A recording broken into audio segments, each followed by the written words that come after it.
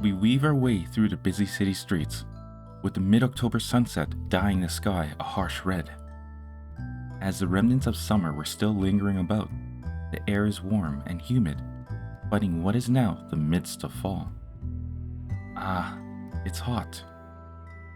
I told you we should have had a drink before we left. But the more time we spend dawdling about, the less time we have to save Lilia. I'd rather die from this heat than have her die.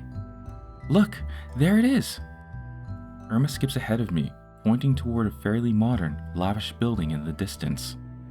You seem excited. Excited is the wrong word. We have to save Lilia, right? She smiles as she says it, but inside, like me, she's worried. Right. Who's to say what will happen? But right now, we both have to try our best. That's what she'd do for us. I follow after Irma, the two of us making our way toward the library. I can't remember the last time I came here, but for certain, it was probably a happier occasion. We make our approach on the building, staring at our reflections in the glass-paned windows as we head towards the doors. Stop looking at my reflection when I'm right in front of you. Who said I was looking at you? Well, why wouldn't you? I'm cute after all. Did she really just say that? Did you really just say that? Irma pouts as she walks towards the library's entrance. For some reason, her behavior seems a little off. Her arm reaches out to the door handle, but as I stand by her side, I notice it won't budge, no matter how hard she tries. Why won't it open? I think it's locked. I look up at the door. A small, paper sign hangs taped to the inside window. Closed. It's closed. Well, of course it is. A library open this late? And on Halloween? I know that. But then what are we going to do? Irma's once determined expression was quickly shifted to one of panic. She begins pacing back and forth. Calm down. As much as I don't want to admit it, she's right. If we can't get inside, then there's no way we'll be able to decode this book by midnight.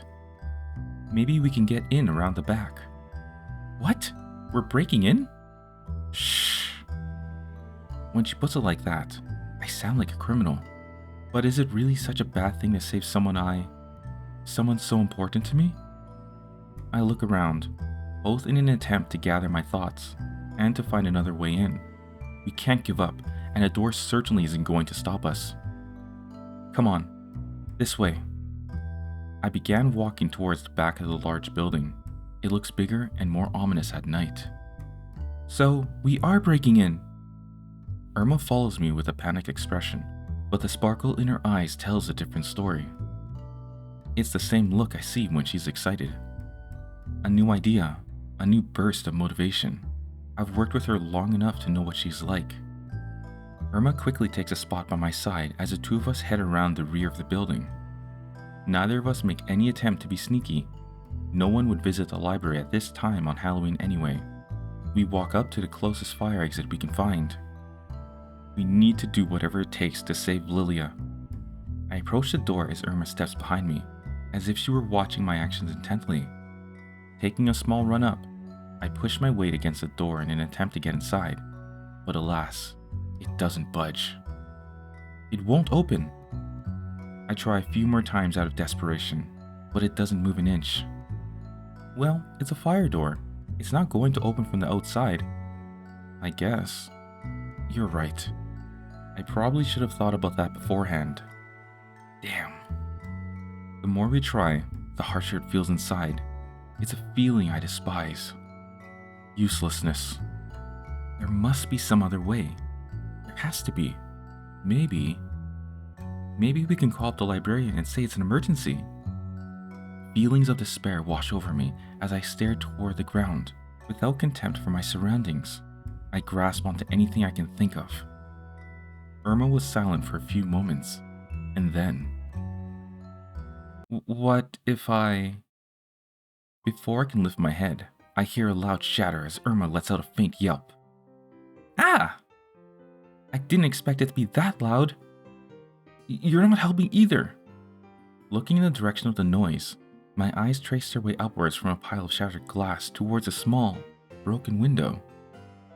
She didn't. Did she? What's that look for? I thought we were breaking in. What? Isn't that a bit much? Do you want to go to prison? Prison? Well, I'm not being serious, but I don't want to go to prison. They're not going to serve foie gras in prison, are they? Calm down. I'm pretty sure your expensive taste would be the least of your problems. Anyway, stop worrying. We're not going to prison.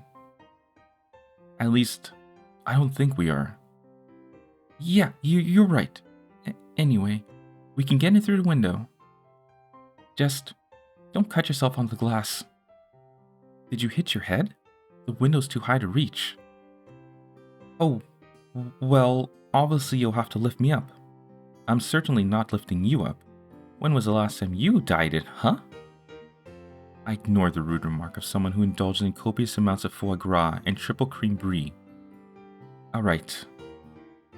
Irma walks towards the window, turning her head in just a way so that her face is out of my sight. Come on, since it's shattered, I can reach into the window and unlock it from the inside. Then we can crawl through. She says, as underconfident as she appears. I guess if we're going to save Lilia, we're going to have to take risks like these. Risking an illegal break-in is nothing compared to losing our friend. Lift me up. As she stands with her back facing me, I approach Irma from behind as she reaches up to the window and place my hands on her hips. Eep! Watch it! It tickles a bit. You told me to. Irma turns to me and pouts, before facing the window yet again. Just what's wrong with this girl? Okay, I'm ready, she says, albeit with ragged breath. I guess that's my cue to hoist her up. With steady hands, I raise Irma towards the window. She's lighter than expected. Her skin feels smooth.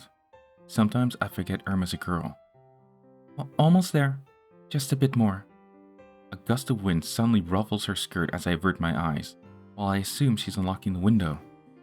Don't look! I'm not! Soon enough, she becomes weightless as she crawls through the small window, disappearing inside before the small thud. Ow! Are you okay? Yeah, I'm fine. There's a bit of glass on the floor, so watch your landing. Can you get in? I'll try. Taking a few steps back, I prepared myself for a run up to the window, enough so that I can reach the ledge and hopefully climb through. Now that she's opened it, I don't have to worry too much about slicing my hands open on shards of glass, at least. Well, here goes nothing. Without hesitation, I pick up my pace and make a leap for the window, barely managing to hold on as I attempt to wriggle my way through. You're lucky. You're smaller than me. Is that a compliment or an insult? Soon enough, I manage to slip my way through the window, landing on the floor with a thud in the same comical manner as Irma. It's fairly dark in the library. Only small slivers of light filter through the windows. Well, we're in. I don't condone property damage, but that was a good call on your part. Thanks, Irma. She looks away from me with a blush. I didn't do anything worth thanking me for. Anyway, let's just go and see if we can find any clues about that book. With a huff, Irma begins a path towards the main concourse of the library. I decide to follow suit, raising myself up off the floor as I pat myself down. Wait for me! I chase after her, and soon enough arrive back at her side. The two of us, now alone in this empty, dusty building. Wait, wouldn't they have cameras in here? Oh. Maybe we're heading for prison after all. Let's just say that we were lost. Ah ha ha. Irma ends her sentence with a subdued, nervous laugh, as if she were brushing off the situation we found ourselves in. That aside, how should we go about decoding this book? You're just going to ignore that we might be future inmates? There's no use worrying about trouble now. You don't need to shout. Irma looks towards the floor with a dejected expression. I guess the stress of everything has really made itself manifest. I'm sorry. It's okay. You care about Lilia, right? So we need to do our best together. She's right. Seeing her like this, her face lit by the dim light shining through the windows, it'd be wrong for me not to say something meaningful in return. Ooh, another choice. Okay, so the first choice we had was to pick who was cuter, Irma or Lilia. We chose Irma as being the textbook definition of cute. I guess I'll choose I care about you too, because we're strictly going for Irma. I care about you too. I care about you too. Which is why we'll do our best together. That's what we've always done, right? Irma looks away, visibly flustered. I guess that was a little embarrassing.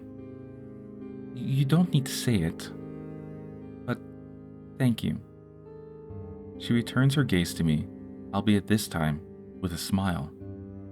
It's a cute sight, complemented by the rosy blush on her cheeks. You too. I didn't say anything.